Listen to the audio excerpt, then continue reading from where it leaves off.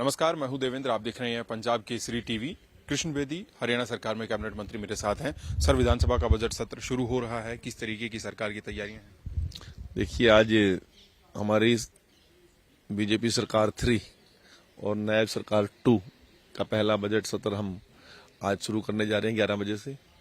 पूरे तैयारी के साथ करने जा रहे हैं। आज 11 बजे महामहिम राज्यपाल महोदय के अभिभाषण के साथ ये सत्र शुरू होगा और अभिभाषण के अंदर हमारा आने वाले समय का विजन, हरियाणा की जनता के हित के लिए हम क्या कुछ करने जा रहे हैं, हमारे क्या क्या योजनाएं हैं, वो सारी उसमें आपको नजर आएंगी। उसमें चाहे किसान की बात है, चाहे व्यापारी की बात है, चाहे मजदूर की बात है, महिलाओं की बात है, अनुसूचित जाति वर्ग के लोगों की बात है, सैनिक की बात है, पूर्व सैनिक की बात है, हमारे बहुत से जो उद्योग हैं उनके लघु उद्योग को संरक्षण देने की बात है। बहुत सी चीजों को लेकर हम इस बजट को लेकर आ रहे हैं और जिस प्रकार का 3 महीने का 2 महीने का मुख्यमंत्री जी का पूरे हरियाणा प्रदेश के हर वर्ग के लोगों के साथ जाकर इस बजट के ऊपर चर्चा करके उनकी सुख सुविधाओं के लिए क्या बेटर कर सकते हैं, शहरी क्षेत्र के लिए हम क्या कर सकते हैं, रूरल क्षेत्र के लिए हम क्या कर सकते हैं, टपरी वासियों के लिए हम क्या कर सकते हैं, सारा का सारे लोगों से हमने मीटिंग की है, उनसे विचार लिए हैं और वो सारा को समायोजन करके हमारे महामहिम राज्यपाल महोदय इस बजट सेशन के अंदर उस अपने अभिभाषण के अंदर वो सारी बातें नजर आपको आएंगी। कांग्रेस है वो बेरोजगारी को लेकर, कानून व्यवस्था की उन्होंने बात की कि बहुत चरमरा गई है, इन तमाम चीजों को लेकर सदन में आ रही है। आप किस तरीके से देखते हैं? बहुत सी बातें कहने की हैं कांग्रेस के पास, क्योंकि विपक्ष के लोग हैं। कोई हमारी तारीफ और बड़ाई करने के लिए तो बने नहीं है। विपक्ष में है तो विपक्ष की बात करेंगे वो, और यदि वो कोई बात तो कह देंगे, परंतु जब हम रिप्लाई देंगे, मुख्यमंत्री जी रिप्लाई देंगे, फिर भाग जाएंगे। तो मैं तो कांग्रेस के लोगों से कहता हूं, यदि कोई बात कहते हो तो ऑथेंटिक बात करते हो तो फिर ठहरना भी चाहिए उनको सदन के अंदर। विपक्ष को जवाब सुनना भी चाहिए। केवल वन साइडेड कोई बात कह के वहां से वॉकआउट कर जाना, भाग जाना, ये कोई मुझे नहीं लगता कोई अच्छी परंपरा है।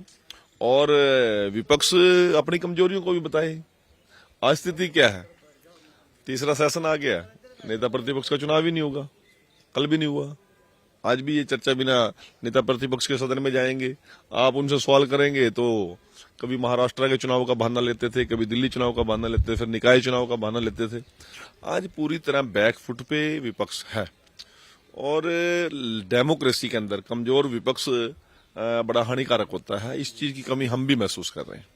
और जिस तरीके से नायब सैनी का पहला बजट होगा, वित्त मंत्री के तौर पे भी वो बजट जो है पेश करेंगे, आपको लगता है कि हालांकि बजट में ही सारी चीजें बताएंगे, फिर भी कोई चीजें जो आप बताना चाहें कि ये सौगात आप प्रदेश को देने? देखिए, बहुत सी चीजें हैं प्रदेश के हित के लिए, परंतु हमारी एक महत्वाकांक्षी योजना है महिलाओं के उत्थान और तरक्की के लिए, एम्पावरमेंट ऑफ आवर वुमेन्स, लाडू लक्ष्मी योजना हम लेकर आ रहे हैं, जो एक हरियाणा की महिलाओं को सशक्त करने की, उनको मजबूत करने की एक योजना है। उसको हम सदन में लेके आएंगे, पटल पे लेके जाएंगे और उसको इम्प्लीमेंट करने का काम करेंगे।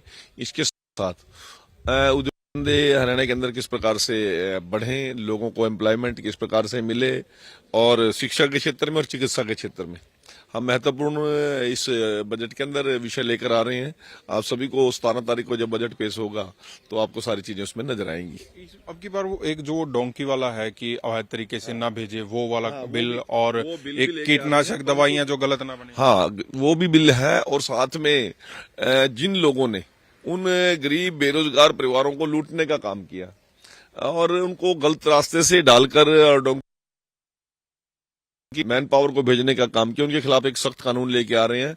और जिन लोगों ने उनके खिलाफ लूट मचाई है, उनके खिलाफ सख्त एक्शन हम लेंगे ताकि उन लोगों की भरपाई हो सके। चलिए, बहुत बहुत शुक्रिया। कृष्ण बेदी हरियाणा सरकार में कैबिनेट मंत्री मेरे साथ थे और बजट सत्र शुरू होने से पहले उनके साथ बात की। मैं हूं देवेंद्र, कैमरे के पीछे मेरे सहयोगी विशाल। नमस्कार।